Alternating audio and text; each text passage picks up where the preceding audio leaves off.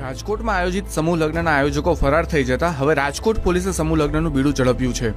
DCP zone 1ના સજનસિંહ Parmar હાજર રહેલા લોકો અને સ્ટાફની મદદથી વર અને કન્યાના લગ્ન પૂર્ણ કરાવશે।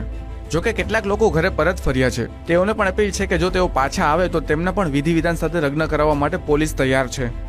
આમાં કાયદો વ્યવસ્થાની પરિસ્થિતિ સંભાળવાની વાત તો પછી છે, પરંતુ જે કફોડી સ્થિતિમાં કન્યા પક્ષ અને વરપક્ષ મુકાણો છે એને આમાંથી કઈ રીતે આપણે હૈયાધારણ આપીએ અને જે એક વખત લગ્ન લખાઈ જાય એ હંમેશા બંધ ન રહેવા જોઈએ એવું આપણે પહેલેથી માનીએ છીએ।